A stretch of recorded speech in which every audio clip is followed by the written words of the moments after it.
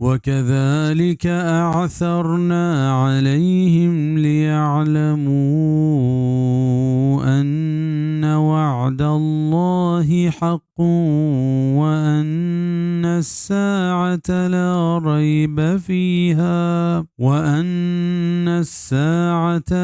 ريب فيها إذ يتنازعون بينهم أمرهم فقالوا ابنوا عليهم بنيانا ربهم أعلم بهم قال الذين غلبوا على أمرهم لنتخذن عليهم مسجدا. و ہمیں پیماما آگاہ کتند مردم چائنی احوالا تاکہ اب بزانت کہ اللہ وعدہ راستیں و بیشک کے قیامت آئے گے تہا ہے شک نیست. یاد بکا ہم وحدہ کہ آئیں جیڑہ کو وطم وطا وطی حبر سرا نیائیں گشت کے جوڑ بکنت اشانی سرا ایک ماڑیے آئینی پرورتگار جوانتر زانت آئینی بارہا گشت ہمائیں کیا گیش بتت وطی حبر سرا علمہ ما جوڑ کنے آئینی جاگہ سرا ایک عبادت جاہی. بزا ہمیں پیما کہ ما واب کتن تو پتہ آگاہ کتا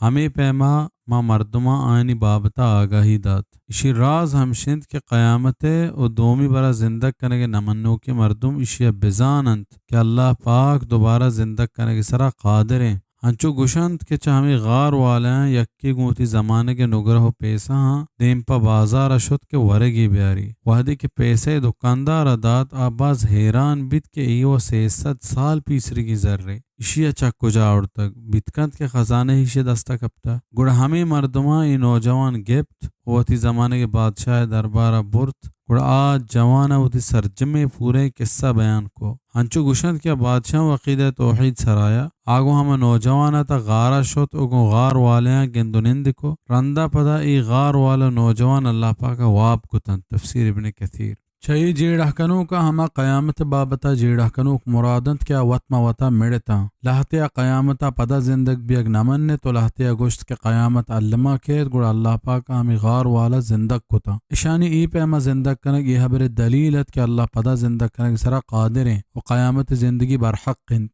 تفسیر ابن کثیر. ای گشوک چونین تنت لہتی گشید کے ہما وحد مسلمان تا لہتی گشک ہمشند کے ہما بادشاہ و یہ ہمراہ تنت کہ آئیں گو غار والے گندونند کتگا رندہ کہ اللہ پاک کا غار والا پدا واپ کتند گڑ آئیں گشت کے ادائشانی نگہبانی واسطہ ایک ماڑی جوڑ کنک بی بی واللہ عالم. ربهم اعلم بهم اسی گشوک چونین تا لہتی گشید کے ہما جیڑہ کنو کتند کہ آئیں اصحاب کہف بزا غار والے بابتا اختلاف کو بلوحدی کے شانی سرجم حقیقت آئینی دیما ظاہر نبیت گڑا گوشتش کے شانی حقیقتہ ہماری پرورتگار بہتر زانت. تفسیر ابن کثیر. یا وہی اللہ پاک کے گفتار انت کہ یہ جیڑہ کنو کا خبردار کند کے شانی بابتا شمارا دل جم کنو کی ذات علم نیست ہمیشہ شانی بابتا زیادہ ہیں گا پتران مکنے ای بابتا یعنی پرورتگار وط شتر زانت. ای گیش بیوک ہما وحد مشرکتانت یا مسلمان اسی بابتا مفسرین دو حبر آورتگ ہر پیم بی بل حدیثانی تہا قبرانی سرا مسجد جوڑ کنک حرام کنک بتگ و ای پیم مردمان واسط رندے بیمت کگ حدیث تحاکیت کے واجہ صلی اللہ علیہ وسلم ذر رائنت لعنت بھی یہود و نصاریانی سرا